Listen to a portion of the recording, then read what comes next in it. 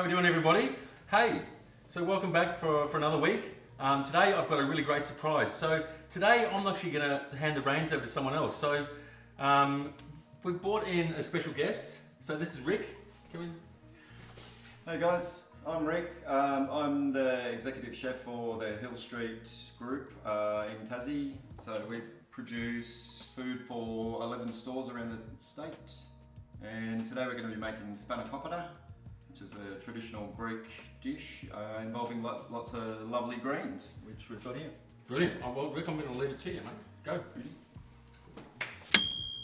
So we're going to start this recipe with some finely sliced echallots. You could use leeks or spring onion, some finely sliced garlic, some dill, and some really good olive oil. You could use some vegetable oil or some butter. And then from there we're gonna saute all these lovely greens that we've got from the garden. So different types of kale, spinach. You could use watercress, even nettle is some of the things that they use in Greece. And then a combination of lots of herbs, so parsley, mint, dill. And then we're going to combine that with ricotta and some beautiful marinated diced feta.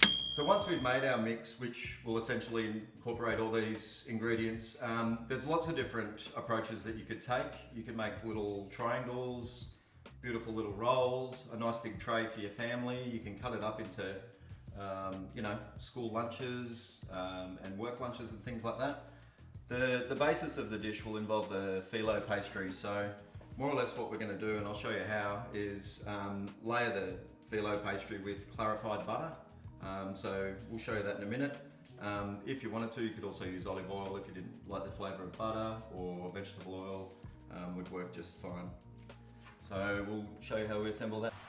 So one of the important ones with this is that you really want to gently cook your onions and your garlic. They're going to release a lot more flavour and be more tender, and it's just a much nicer way to approach this dish. So we've been cooking them for about 3 or 4 minutes so far, just till they start to go transparent, flavouring that oil, and that in turn is then going to flavour up all the beautiful greens that we've got here.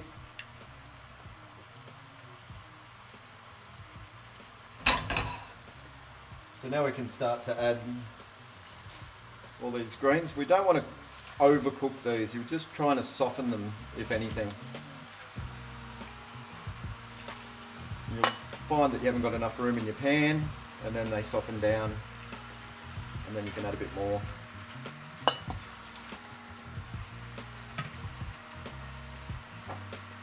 Good whack of salt.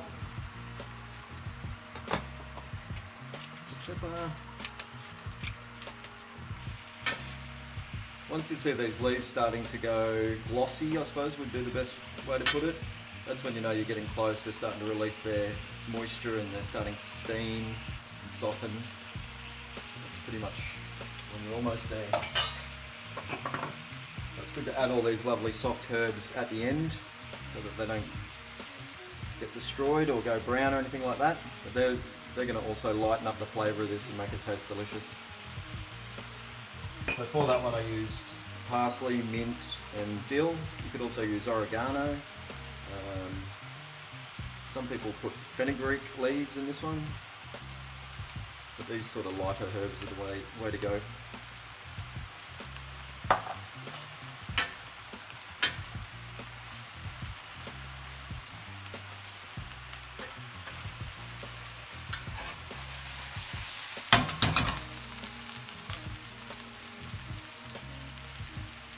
That's about it.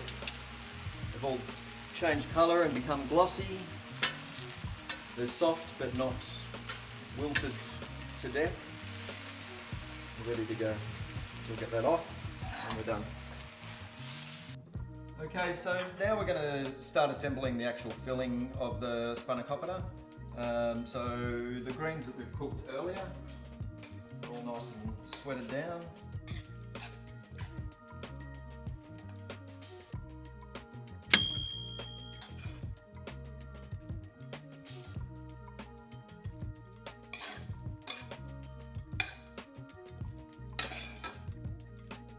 So this is probably the part where you could incorporate some different ingredients that I don't have here.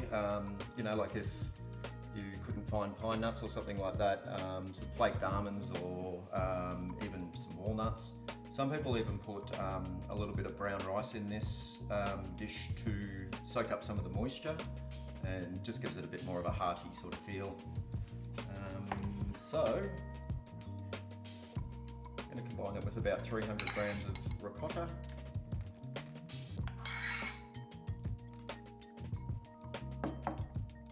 About the same of marinated feta.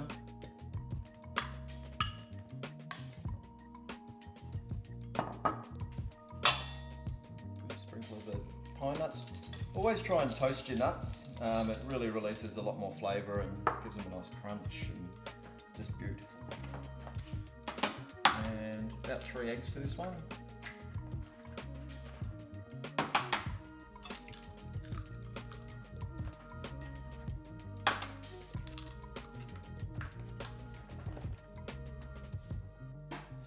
I just like to finish it with a bit more mint too.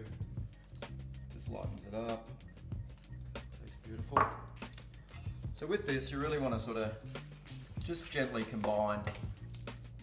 You don't have to beat it or anything like that. You're just bringing it all together. All those flavors from the onions and the garlic, oil and the greens, everything's combined into a nice mix.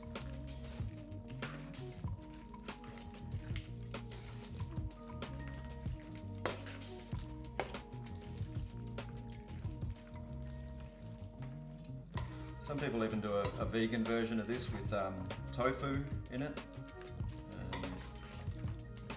just a little bit of besan flour. That's pretty much there. At this point, you could decide yourself how sort of chunky you want your feta or how combined. Some people even pulse this in a food processor to get a nice smooth sort of filling, but I prefer a more sort of interesting chunky version. Okie doke. Okay, so now for the assembly. One of the sort of key parts to layering phyllo is brushing it with clarified butter. So I thought I'd just talk about that for a sec. It's nice to melt your butter down just gently in the microwave. Be careful, obviously, but what you want to be left with is just the oil on the top. So you'll have your buttermilk on the bottom and your beautiful clarified butter on top. You can buy ghee, which is clarified butter as well. But that is what makes this such a delicious, tasty pastry dish. So phyllo pastry's paper thin. It's quite delicate, but it's not too hard to work with. One of the other things that you want to do is keep it covered because it dries out really quickly. So it's just good to go sheet by sheet. So I'll just show you here. You just want to more or less paint it lightly with some of the clarified butter. As I was saying earlier, you can use an olive oil. I'd probably not use a virgin olive oil for this one. It'd be better to just use like a pumice or a light olive oil, because it would be a little bit overpowering once you build it all up with everything else. You could even use vegetable oil if that's all you had. So that's all covered lightly there. And then you're just gonna gently pop another layer on it. And then repeat. More or less these layers of the oil or the clarified butter just helps separate it, and that's what captures little pockets of air, and that gives you your flaky texture to your pastry.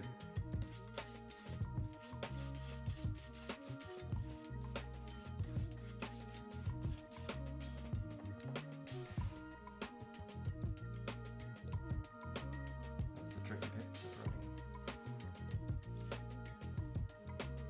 And that's it. So in this recipe, I'm only going to do layers of 3, and then I'll show you how to assemble it into the tray.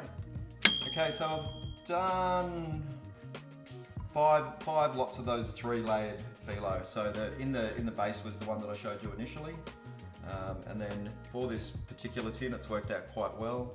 And I've just laid another lot of 3 over each side. So that's 1, 2, 3.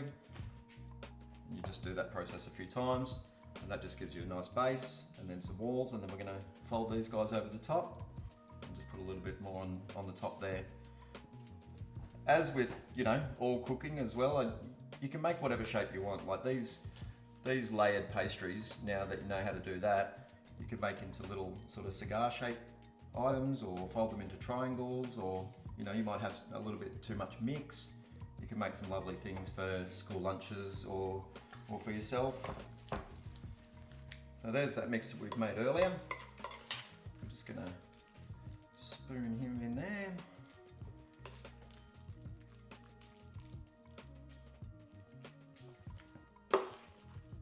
With this one, I actually think there are a number of different approaches where people have quite thick amount of filling inside. I actually think it's better if it's just a sort of a narrow one. That way you've got a good pastry to filling ratio, and it also helps to ensure that the centre's cooked but not getting steamed for hours and hours.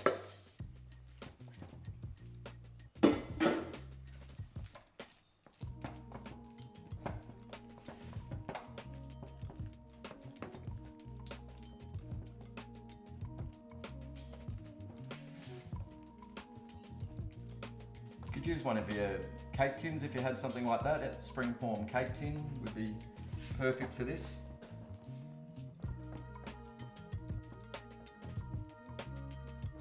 That's about it. Now we're going to start to assemble. And just because it's all about the layers with this, it's good to have another little brush of the oil or clarified butter.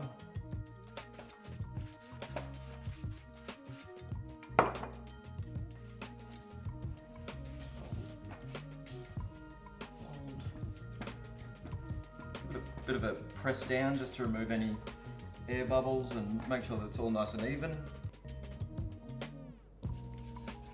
Bit more butter. Can never have too much butter.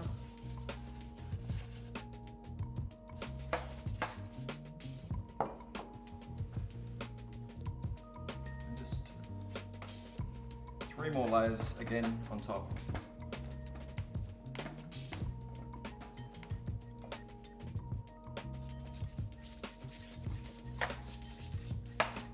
Now, a good thing to do at this point before you pop it in the oven is put some marks on there.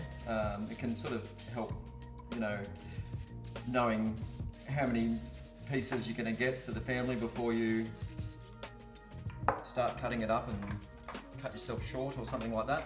But it also helps the heat get into the phyllo itself and gives it that nice sort of crunch and everything like that.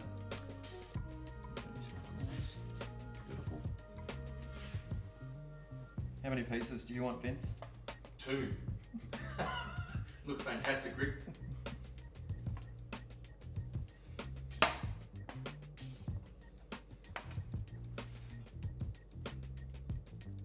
At this point too, you could sprinkle some sesame seeds or paprika or some dried spices, whatever you like. So we're going to pop this in the oven at 175 for about 40 minutes. It's really quite important with this, if possible, to turn the fan off, because the phyllo pastry goes quite brittle and it is paper-like, it will disappear. So that's about it. We can pop it in the oven now. So it's been about 40 minutes and we'll pull our spanakopita out. Whoa. There we go. Nice and golden, sizzling all around the sides, and it smells beautiful. Wow. Rick, that looks amazing. It smells fantastic. I certainly know what I'm having for dinner tonight. I might not even make it to dinner. It's a beautiful combination of all those beautiful things out of your garden and some of the lovely produce at Hill Street. It's been quite amazing, isn't it? Like the amount of different things that you can start putting in these things once you've got the process down pat. Yep. That looks terrific. Raging hot. I'm getting that for you.